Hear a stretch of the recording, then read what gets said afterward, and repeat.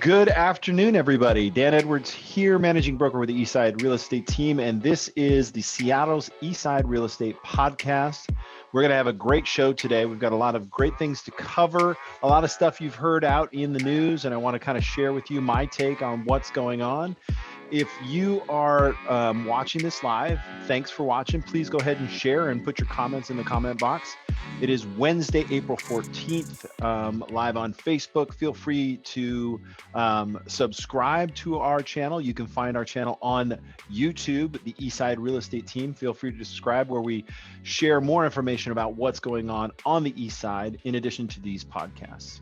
We'd love to hear from you. We'd love to hear your feedback. Also, you're welcome to subscribe on any podcast app out there: Apple Podcasts, Google Podcasts, Spotify, and more. You can find the Eastside Real Estate Team or search Seattle's Eastside Real Estate Podcast. Today, we're going to be welcoming Pia Larson, marketing specialist from Fingerprint Marketing, to discuss local SEO, particularly Google My Business, which is a great way to get found, by the way. And small businesses can absolutely take advantage of that for free. But first, let's start with some real talk. Seattle real estate market update for March 2021. Last week, we shared an article from the Seattle Times called "Seattle Area Housing Market is on Steroids." And if I could classify the type of steroids, it would be the type that you would give a horse. That's the type of steroids that the Seattle market is on. I got to tell you, it is unbelievable. And I think I keep using that adjective every single week, month over the last 2.5 years, but it is crazy. So homeowners are really reaping the benefits. Those that are taking advantage of this market. They are getting all cash offers. This last week, we had a home in Renton that sold with 18 offers that were submitted after roughly, I want to say, just under 100 showings over the weekend. Now, King County specifically has zoomed past the other counties in the area with a 10% jump from February to March. So that's a 10% jump in, let's see, inventory. Is that right? No, it's King County zoomed past other. I'm just reading my script. 10% jump over February, with the largest price increase from February to March. And that was a 10% price increase. That's crazy. So the median price in King County is now $824, or at least it was in March. In Snohomish and Pierce and Kitsap counties, the median home price: Snohomish $640, that's crazy. Kitsap $480, and Pierce is $480, and Kitsap is $450, respectively. It's good and bad news for buyers. So the good news is there's more inventory than there was the month before, but the bad news is it's substantially less inventory than it was last year and it was the year before. On the east side specifically, we showed a reduction of inventory year over year, about 60%. So there's 60% less homes in March of 2021 than there were homes available in the beginning of the pandemic, March 2020. And March 2020 showed a reduction in homes of 40% of March 2019. So you can see that trend that keeps pulling homes off the market really has a strong impact. Now, in addition, this is the troubling part. I say this because this is not what we want to have happen for buyers, but for sellers, it's great, okay? But in addition to that reduction of inventory and 60% on the east side, we also saw an increase of 40% in pendings. That means homes that went from on the market to in contract, an increase over the previous year. Now, interesting little observation there is, why would that be? Well, March, we had more inventory, but we still didn't have as much more, but pendings stopped because everything was shutting down. So it's only natural for us to see a large jump in pendings. The question will be, for April, May, and June, will there be an additional pendings? Probably. And then I'm going to make a prediction that I believe in August, you'll see a reduction of pendings and an increase in inventory, because our market last year shifted by about 3 months because of the COVID lockdowns. So we'll keep an eye on that for you. Anyways, long story short is right now we sit at about a third amount of homes a third amount of available inventory as what we had 2 years ago in 2019. 2019 was a strong year. The fall of 2019, you was starting to see a little bit of balance hit the market. Interest rates fell, and then that changed. And since the fall of 2019, it's been on a run.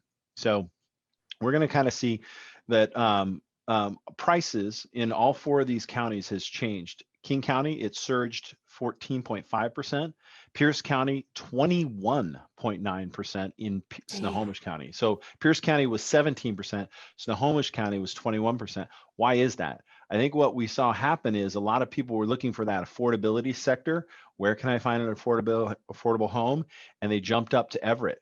Also, I do believe that there is a bit of a shift going on in the Everett area, thanks to, or not thanks to, Boeing relocating their future operations for the 737, I believe. Don't quote me on that. Talk to the CEOs and read all that stuff. But because they moved a lot of stuff out to South Carolina, Everett plant is beginning to be the place to be. Therefore, people are considering their buying options closer to the Everett plant rather than to the Renton plant, which is drawing, and because it's more affordable, even more affordable than the Renton area. So that's why you saw such a huge spike in Snohomish County, is that domino effect going out. So I guess the long story short is, what does that mean for buyers? Because that's kind of the challenge. Is buyers are challenged to finding and identifying properties. Get creative, be prepared, work hard to negotiate, and understand that you're going to need to have a substantial amount of money down to buy a home, because people are looking for a protection when home prices are accelerating this fast in the event that the home doesn't appraise. And in order to do that, having an additional amount of down payment will help with that. So if you don't have an additional down payment, then what you're going to need to do is be patient. It will still happen for you, but I want to instruct all the potential buyers out there to do this. So when a home hits a market, I want you to set a date for 8 days after that listing date. If that home is still on the market, then you can make an offer.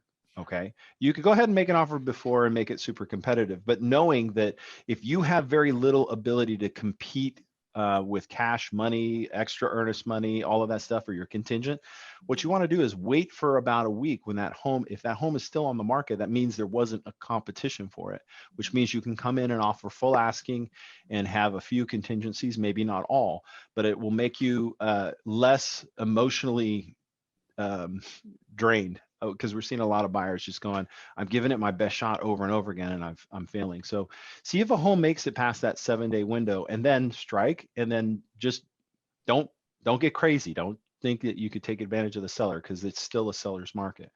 But if that home makes it past 6-7 days, or set your search up to be 14 days on market, look at what you have there. Everything you have there, you can then purchase contingent on the sale of a home sometimes, maybe not, depends on the seller's motivation. Now for sellers, okay, this is your day, but here's a story that I want to share with you without rhyming. Okay, I was going to rhyme, say something like buy some hay. Okay, whatever. But sellers, what you want to do is, it still helps to have a compelling product, right? Because the idea is, would you rather have 3 offers or 17? Right? 3 offers or 17. So we have our whole plan, our premier listing program, to come in and give you all the recommendations to be in tip-top shape. And then the pricing strategy is important. That pricing strategy can change from week to week. So be aware of the possibility of somebody coming on the same week as you and stealing all your buyers. So just be prepared for that. Price it right. And then have a system, have a great agent, like maybe, I don't know, yours truly, help you with the negotiations, having a strong negotiation presence. Most of all, don't get too greedy, because sometimes people may back away from things. And I think there's something to be said about going for the highest price and making sure that you're protected. So there are a lot of things in a contract that can trip you up. And if you don't have a good eyeball on a specific page in that contract, you could run into some challenges. All right.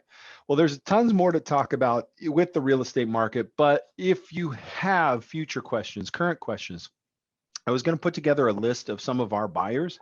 If you're sitting on the fence as a seller and you don't know where to go, and you're not quite sure if you want to sell, I have a list of buyers that are looking, and I'd love to see if your home might be a good match for them. It may make it easy for you not to have to do anything, and then we can bring a buyer off market directly to your home. So if you're thinking, man, there's just too much going on in my house, I can't do all this to get it ready, reach out to our team. We may be able to put together a deal that makes it easier for you than going through all the challenges that are needed to go to market. So in the months ahead, I can predict that the market will continue to be good for sellers. I do believe that August may be a slow month because I do see that by that time everybody will be vaccinated.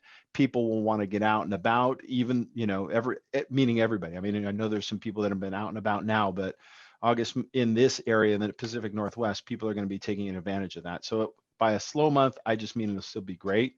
But your ideal months are the next 6 to 8 weeks coming here. So let's talk. All right.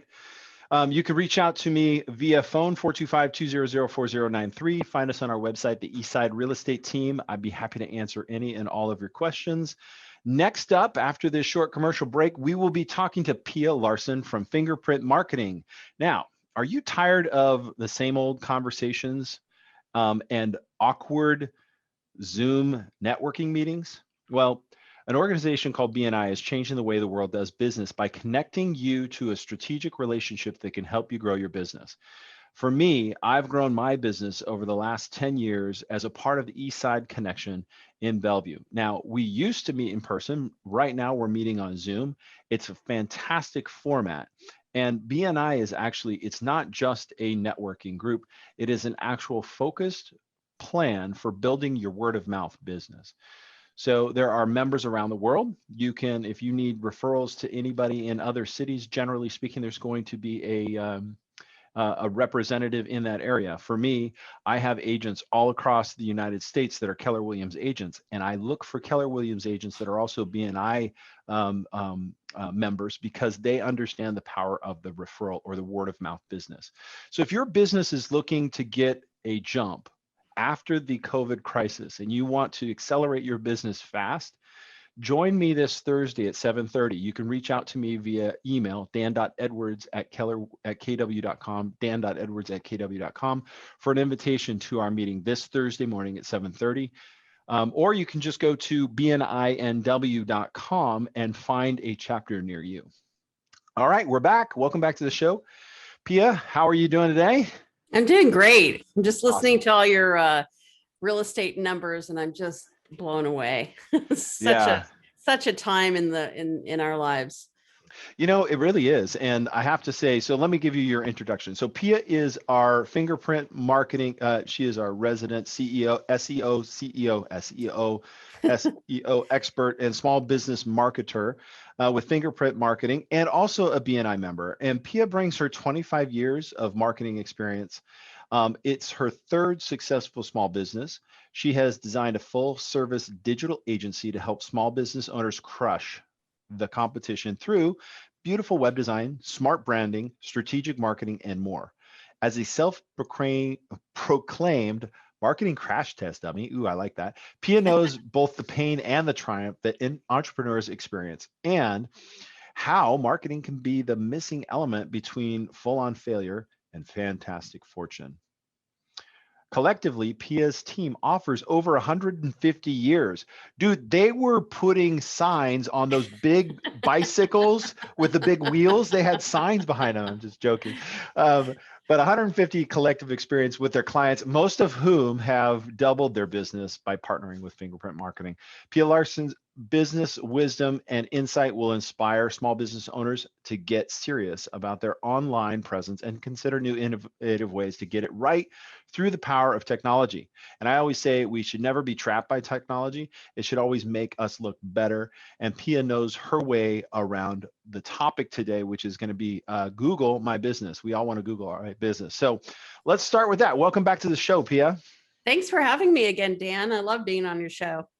So this is a fantastic conversation. I was on your show a couple of weeks ago, and we had a great conversation there just about marketing principles. And I'm always, as a real estate agent, there's a lot of competition. So I'm always trying to find a little bit of a leverage. So hopefully there's no real estate agent watching this show today, to get these secrets. But Google My Business is one of our secret weapons. So Yeah. um, let's talk about that. What is Google My Business, and what are the services? So Google My Business is a local directory that you can list your small business on. It's how we show up in maps and search. So whenever you're searching, the first factor that Google considers is what's closest to you, right? So geographically, it's not going to show you listings in Florida versus, where you're searching from. So that's what it is. It's a directory through Google, and it's free. And everyone who has a business should claim that listing and optimize it, and then use it as a social media platform. Use it like a social. Now, let Yes. me go back in time for everybody. I have in my hand here what looks like an iPhone, but it's not. It's an Android phone. And so I'm an Android geek. And if you remember back in the day, MapQuest, you guys all remember Oh my gosh, you're MapQuest? aging yourself.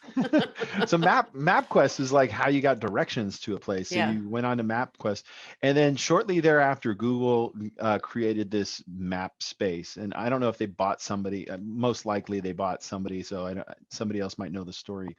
But that kind of was a little aha to me. And that's before I was in real estate. That was Hmm. like, what they want to do is be the directory, not just for searching online, but for searching, Yeah. right? Because that's a physical space. And Yeah. I think Google My Business has always kind of been around in a way, shape, or form, but actually its current iteration is very new. But we always wanted to get our business on the map. So if somebody typed best taco stand in Bellevue into Google, it would come up. And so Yeah. this is the ability to actually not only have that feature, but to actually do it on steroids. So kind of walk us through the very basics of this Google My Business. You say that you just search it, or how do you find yourself on Google? So you would start with going to business.google.com, and you would type in your business name, and then it would ask you if you're the owner. And then if you are, then you just would use your Google email address to log in. If you are not the owner, it would say, do you want to claim this listing?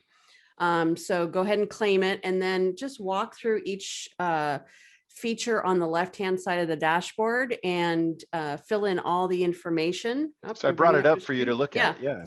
Yeah. So what's interesting is that when you are searching for businesses, and this is not just for physical locations, it's for service businesses that go to people's homes, or people that work from home. When you're searching for those businesses and your company shows up, you get on desktop, you show up on half the screen on the right hand side, and then on mobile you show up at the top for your brand. um, but Like this. essentially, yeah, exactly. So that's a lot of real estate. So if we're looking for Dan Edwards Realtor, his Google My Business listing will pop up on the right hand side on desktop, laptop, and all the information about Dan the Realtor. And then it's on Google, it'll pop up. I mean, on mobile, it'll pop up at the very top. So the bottom line is, anyone who has a business that doesn't serve, is not like an international or national. I mean, we can talk about national. You can be national, but then you're going to want to Google My Business listing in every major market.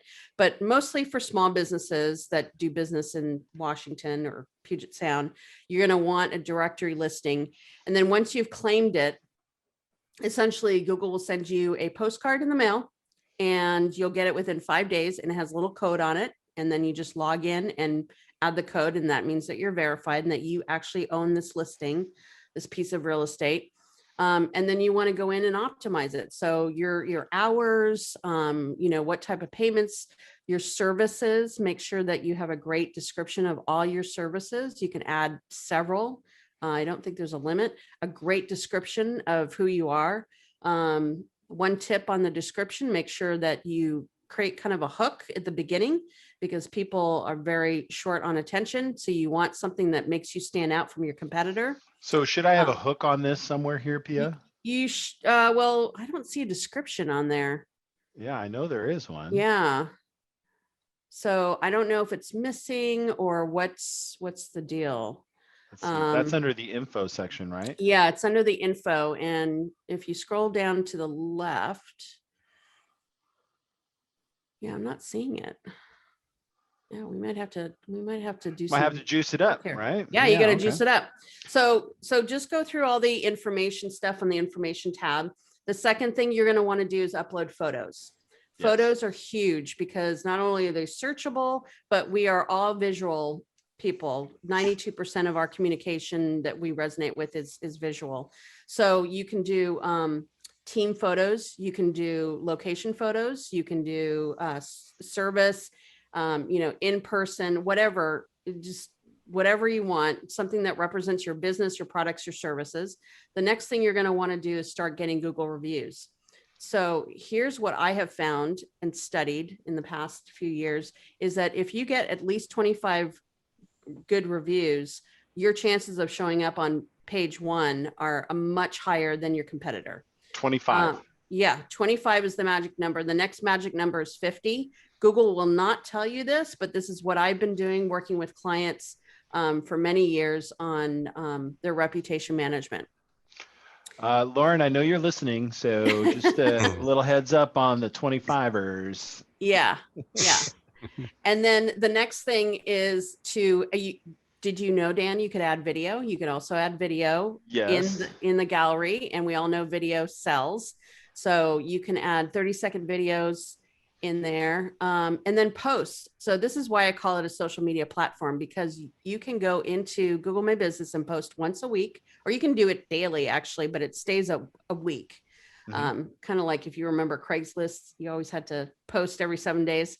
Yep. So you can add a picture, a video, and then you can post a blog link, a snippet from your blog or a video, or a new service launch or a podcast episode or a helpful tip. I mean, there's hundreds of ideas, but keeping it consistent is going to help you show up much higher in search than your competitors. I want to show you something that I did too. Is under, let's see, under Dan Edwards Realtor, I put products in. This is something that we didn't finish doing, but like home seller service, home buyer services. Yep. Kind of talked about what we did.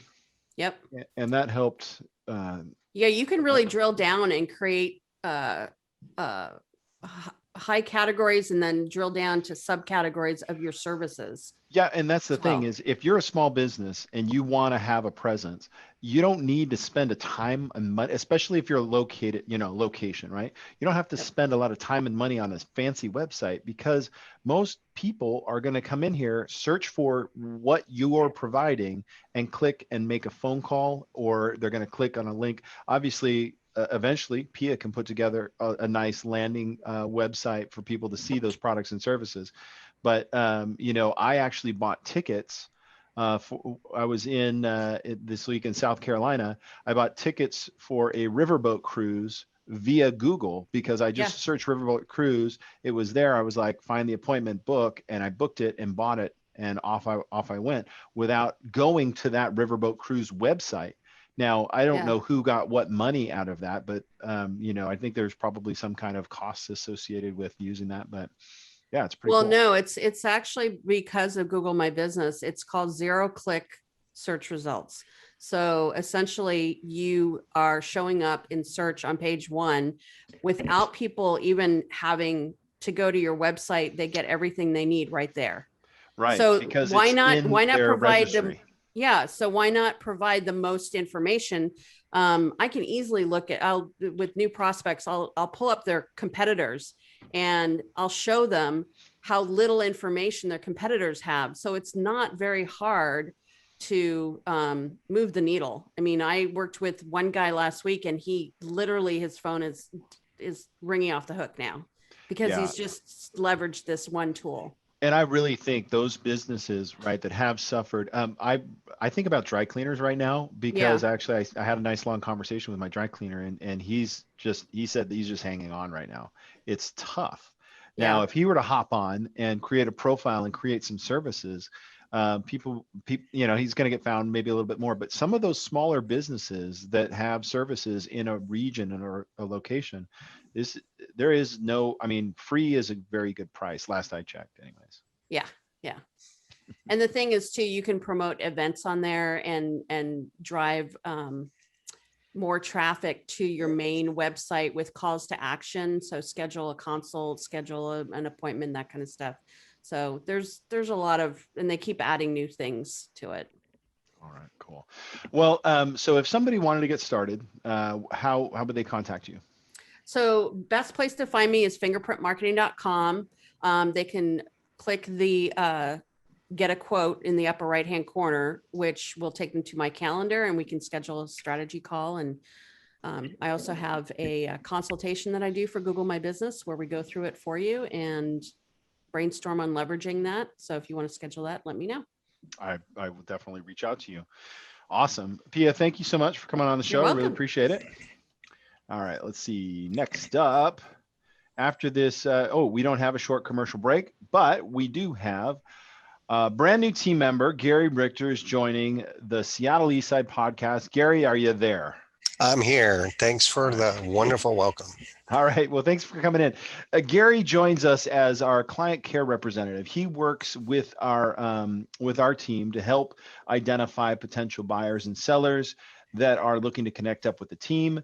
Gary has how many years in real estate? 3 years in real estate? I had 4 years in real estate. I'm sorry, 4 years in real estate. Avid real estate investor. Also was in the Navy for many years, and also technology is kind of his thing as well. So we're like, this is like a perfect match joining our team. And today, Gary has the task of trying to stump the broker. So I'm the broker. Okay. Gary, what is your question? I am a seller. I have a house. It has appreciated a lot. I'm really happy about that. I want to sell and take advantage of this and profit, but I don't want to move out of the area. What do I do? What Ooh, do you good do? question. That's a great question. I Right. have no idea. No, I'm just joking. Yeah, so some outside of the box thinking, and I just actually met with a seller in a very similar situation. Although they're moving out of the area, their kids are in school through the end of the year, I see. and they do want to buy another house, and they need the proceeds from the sale of their house to buy that other house. So it's that same exact situation you're talking about. So there are levels of what can happen based on the level of risk tolerance each individual has. I'll say the highest, well, the lowest risk tolerance, meaning you don't like to take risks, would be to write contingent offer after contingent offer until you get something accepted. That may happen in about 3 years, right? Mm. I know there's always a few, but that is going to be off the table. So what we've done is we've got two different opportunities. Is one is you can actually qualify for a bridge loan. We've got a couple of organizations that offer that, and what they're doing is like you said, the equity is in the home. So they're taking that equity in the home and they're saying, okay, we've got you covered for your down payment and your future payment for X amount of interest rate. So it's a little more expensive loan. And the people that are doing this have to be highly qualified. So if you're not highly qualified, this may not be an option. So then what you do is you become a normal buyer. You go out there, you buy the home, and then you sell yours. What we recommend, if that's your case, is to get fully approved with the bridge loan company and get your home fully ready to go. Because our guess is probably their guess as well, is that you don't want to be carrying that bridge loan, those two loans, for too long. So essentially, a home takes at least 30 days to close. In some cases, if it's a cash offer, it can close quicker, but 30 days is kind of the number. So if you think of identifying your future home, right? Right. Let's say it was today, you wrote an offer and got it accepted today. So then you'd be moving in May 14th or 15th. Then you went ahead and because you're ready, you list your home next week. And then you would have a short overlap because your home, you could ask for multiple offers with a quick close, and then you would have a very small overlap. Mhm. Or you would have a situation where you may have a month overlap at the most in that kind of a scenario. But you have to be qualified to either have a bridge loan or to make both things happen. Now, that may not be a majority of the sellers out there. So option B is very similar, except you're going to go to the market first with your home. You're going to go to the market first with your home, get it all ready to go, and you're going to publish. We do, as your representative, we publish in there that you are requiring a 2-month rent back, 60 days. And then what we do is we get your home in contract in a week. Then you have at least that month to close. Then you add 2 months. So that's 90 days to identify a future home.